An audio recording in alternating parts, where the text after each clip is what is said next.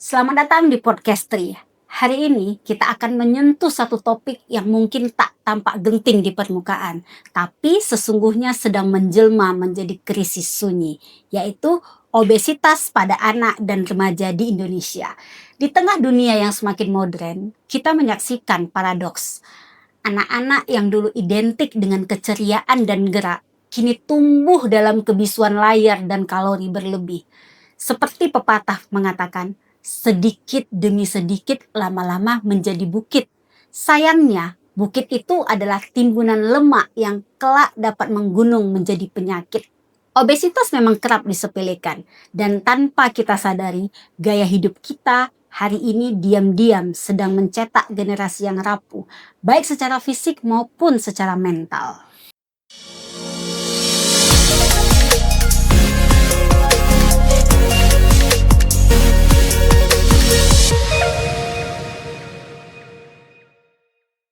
Banyak orang menganggap obesitas itu sekedar masalah berat badan, soal penampilan, bukan kesehatan. Tapi apa sebenarnya makna obesitas menurut pandangan medis dan kesehatan masyarakat, Dok? Pandangan itu umum ya, dan memang keliru. Obesitas jauh lebih kompleks daripada sekedar angka di timbangan. Kita ketahui, obesitas ini kan merupakan suatu penumpukan lemak yang abnormal atau berlebih, di mana hal ini dapat mengganggu kesehatan. Bukan hanya lemak di bawah kulit, tapi juga lemak visceral di sekitar organ vital, yaitu organ-organ penting kita, seperti jantung, hati, pankreas. Dengan kehadiran lemak inilah dapat memicu atau sebagai pemicu utama gangguan metabolik secara fisiologis. Nah, kita ketahui akibat dari obesitas ini bermanifestasi dari ketidakseimbangan energi, di mana energi yang masuk melalui makanan dan minuman lebih besar daripada energi yang kita keluarkan lewat aktivitas dan metabolisme tubuh. Namun, penyebabnya tidak sesederhana kebanyakan makanan dan kurang olahraga. Ada faktor lain yang memicu obesitas, seperti nggak bisa kita pungkiri ya, genetik, hormon, psikologi, sosial, bahkan lingkungan. Berdasarkan literasi ya, pada tahun 2023, angka obesitas di Indonesia ini menunjukkan cukup mengkhawatirkan. 10,2% anak pada usia 5 sampai dengan 12 tahun mengalami obesitas. Sementara 8,1% remaja usia 13 sampai 15 tahun mengalami obesitas. Nah, tren ini naik sejak tahun 2013. Berdasarkan literasi dan penelitian di tingkat global, Health Observatory pada tahun 2022 juga mencatat hampir 1 dari 5 anak usia 5 sampai 19 tahun di dunia mengalami overweight atau kita sebut sekarang dengan obesitas. Nah, yang lebih parahnya lagi mengejutkan, laju peningkatan obesitas anak di Asia Tenggara termasuk yang tercepat di dunia. Artinya, kita sedang menghadapi ancaman yang meluas dan terjadi secara diam-diam tanpa kita sadari, begitu, Dok? Ya, itu benar. Kita ketahui juga ancaman ini tidak terlihat karena tidak menimbulkan gejala langsung. Tapi di dalam tubuh anak-anak itu, proses peradangan kronis sudah mulai bekerja atau hadir ya. Sering dibilang obesitas ini adalah bom waktu metabolik. Diam tapi pasti meledak, bukan dalam bentuk ledakan besar, melainkan secara perlahan, yaitu peningkatan kadar gula pada anak ini terjadi yang pada usia tidak seharusnya. Nah, selain itu juga resistensi insulin ini terbentuk hingga suatu hari mereka menjadi diabetes pada usia muda. Nah, benar yang dikatakan bahwa badan yang sehat terdapat jiwa yang kuat. Tapi kalau sejak dini tubuhnya dipaksa untuk menanggung beban metabolik yang berat, maka masa depan bangsa kita ini juga akan rapuh dan tidak baik-baik saja. Mengapa fenomena ini bisa meningkat begitu cepat? Apakah karena anak-anak zaman now gitu ya, Dok ya?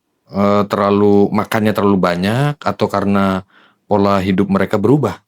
Seperti yang kita katakan tadi ya, keduanya ini sangat berperan, tapi akar masalahnya jauh lebih dalam.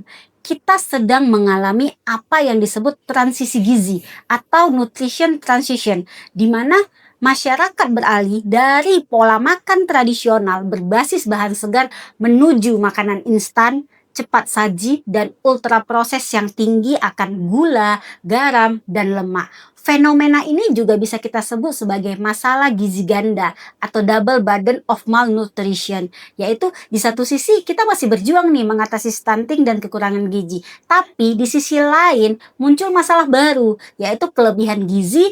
Kemudian faktor sosial juga sangat besar di dalam terjadinya obesitas ini. Nah, urbanisasi dan digitalisasi ini membuat anak-anak lebih banyak duduk, bermain gadget, menonton layar, ketimbang berlari di lapangan. Nah, adapun beberapa data dari Kementerian Kesehatan 3 tahun yang lalu menunjukkan hanya 24% anak usia sekolah di Indonesia yang memenuhi rekomendasi aktivitas fisik 60 menit per hari. Sementara waktu di layar mereka menonton rata-rata anak dan remaja sudah lebih daripada 4 jam per hari. Nah, di sini dapat kita artikan ya bahwa 2 kali lipat dari batas aman WHO. Kita harus jujur. Iklan makanan cepat saji, minuman manis, dan snack ultra proses kini mendominasi ruang digital anak-anak, khususnya untuk usia 5-10 tahun di Indonesia. Kita ketahui juga, menonton rata-rata 21 iklan makanan tidak sehat per hari. Artinya, sejak usia dini, mereka dibentuk menjadi konsumen yang loyal produk tinggi kalori dan rendah akan nutrisi. Apakah artinya kita sedang kehilangan kendali atas budaya makan kita sendiri, Dok? Ya, dulu budaya makan Indonesia itu sangat harmonis ya. Jadi ada juga yang seperti saya maksud itu makan bersama keluarga, masakan rumahan, porsi yang seimbang. Tapi sekarang makan menjadi aktivitas individual, di mana cepat dan impulsif. Kita kehilangan ritual kebersamaan yang dulu melahirkan kesadaran-kesadaran pentingnya gizi. Ada sedikit ya kutipan seperti mengatakan air tenang menghanyutkan, dan modernitas yang kita anggap kemajuan justru menghanyutkan generasi kita ke jurang ketidakseimbangan. Kita sering bicara soal dampak fisik obesitas, tapi bagaimana dampak sosial dan ekonominya, Dok? Kalau kita bicara dampak ya, ini sangat berdampak luas dan berlapis. Dari sisi individu, obesitas anak meningkatkan resiko penyakit yang tidak menular pada usia dini atau sangat muda. Sementara seperti diabetes tipe 2, hipertensi, gangguan jantung, gangguan hormonal, dan gangguan reproduksi. Namun ada sisi yang lebih sunyi, yaitu kesehatan mental yang jarang diperhatikan ya akibat obesitas ini. Anak dengan obesitas kita ketahui sering menjadi korban ejekan atau bully. Bahkan mereka dikucilkan dan mengalami self-esteem yang rendah. Nah, di sini juga harus kita garis bawahi ya. Dalam beberapa jurnal mengatakan anak-anak obesitas ini beresiko 2,5 kali lebih tinggi mengalami depresi dan kecemasan nih.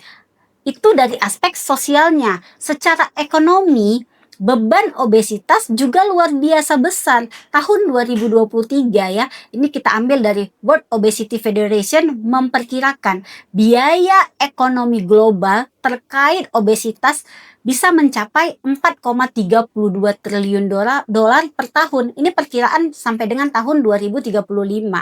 Nah, yang kita pikirkan untuk Indonesia, Asia Development Bank 2022 sudah memproyeksikan kerugian produktivitas akibat penyakit tidak menular termasuk obesitas bisa mencapai lebih dari 100 triliun rupiah per tahunnya. Dan dari aspek ekonomi ini perlu kita perhitungkan juga.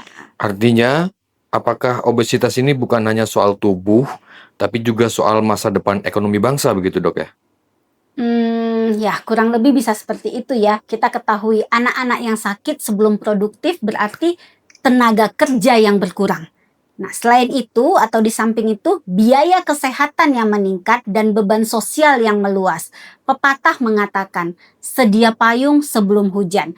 Jika kita tidak mencegah sejak dini, maka hujan bahkan badai penyakit kronis akan datang lebih cepat dari yang kita perkirakan.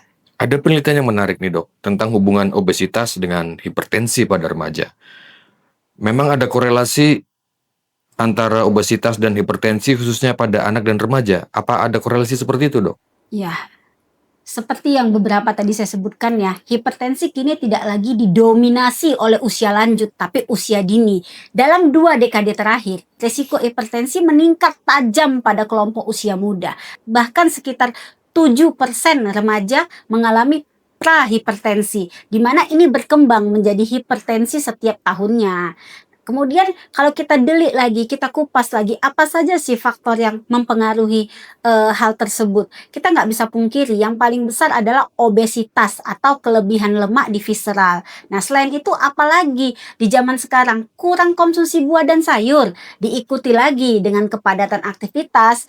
Nah, kurangnya tidur yang di mana kualitas tidur itu kurang daripada 8 jam. Nah, diikuti lagi asupan garam dan lemak jenuh yang tinggi. Nah, jangan lupa gaya hidup seperti merokok, stres, ini juga sangat mempengaruhi. Yang terakhir adalah faktor genetik. Nah, artinya secara global, penyakit akibat tekanan darah tinggi ini menyumbang 19% angka kematian di dunia. Lebih tinggi daripada faktor risiko lain seperti gula darah tinggi atau kolesterol. Jadi ketika anak muda kita mulai menunjukkan tekanan darah yang tinggi, itu bukan sekedar angka, tapi sekaligus menjadi alarm keras bagi masa depan mereka. Anak-anak dan remaja zaman now ini kan sudah sangat terbiasa hidup di dunia digital nih dok. Lebih banyak duduk, lebih banyak menatap layar, bermain game. Apa dampaknya bagi tubuh mereka sebetulnya? Inilah yang tadi kita sebut ya dengan epidemi diam. Kita menyaksikan generasi yang tubuhnya semakin diam, tapi pikirannya semakin lelah. Nah, penelitian menunjukkan bahwa anak dengan screen time lebih daripada 3 jam per hari memiliki resiko obesitas 40% lebih tinggi dibanding anak yang aktif. Masalahnya, orang tua kadang bangga melihat anaknya diam di rumah, dan ini dianggap aman. Padahal diam bukan berarti sehat. Kita perlu mengembalikan budaya bergerak bersama. Program seperti Germas, Gerakan Masyarakat Hidup Sehat, ini harus dihidupkan kembali. Bukan hanya slogan, tapi gaya hidup nyata. Kita sepakat, dalam tubuh yang sehat terdapat jiwa yang kuat. Tapi jangan salah, kekuatan tidak lahir dari scrolling layar. Lahir dari keringat, tawa, dan gerak yang alami. Kalau dikatakan bahwa obesitas ini adalah krisis senyap, lalu apa langkah yang harus dilakukan secara nasional untuk mengatasi krisis ini, dok? Ya, langkah nasional bisa kita katakan ya, strategi nasional saat ini kan sudah mulai berjalan. Perlu dipercepat dan perlu diperluas. Kita lihat, Kementerian Kesehatan saat ini fokus pada 4 hal utama. Yang pertama itu seperti pendidikan gizi di sekolah, agar anak-anak memahami apa yang mereka makan. Lalu yang kedua, pelabelan nutrisi yang jujur dan jelas, termasuk peringatan pada makanan tinggi gula, garam, dan lemak. Yang ketiga, pembatasan iklan produk makanan tidak sehat, yang di sini targetnya adalah anak-anak. Yang terakhir, program makan bergizi gratis di sekolah, agar setiap anak mendapat akses pada makanan sehat tanpa kesenjangan sosial. Tapi kebijakan tanpa perubahan budaya tidak akan cukup. Orang tua, sekolah, komunitas, bahkan industri makanan juga harus berubah. Karena berat sama dipikul, ringan sama dijinjing. Kita perlu bergerak bersama karena obesitas bukan hanya urusan medis, tapi urusan moral dan kebangsaan. Apa pesan paling penting untuk para orang tua dan pembuat kebijakan dalam hal ini pemerintah, dok? Saya hanya ingin mengingatkan satu hal sederhana ya, bahwa kita sedang membentuk masa depan bangsa melalui apa yang kita berikan hari ini. Jangan biarkan anak-anak tumbuh menjadi generasi yang kenyang tapi tidak sehat. Mulailah dari meja makan, yaitu kurangin gula, perbanyak sayur, batasi gadget. Dorong anak-anak kita untuk aktif bergerak, berinteraksi. Kesehatan bukan sekedar ketiadaan penyakit, tapi kemampuan untuk hidup produktif, bahagia, dan bermakna. Obesitas bukan hanya persoalan tubuh, tapi cermin bagaimana bangsa ini memperlakukan masa depannya. Jika kita gagal menjaga generasi muda hari ini, maka kita sedang menulis babak paling pahit dalam sejarah kesehatan bangsa. Sampai jumpa di episode selanjutnya.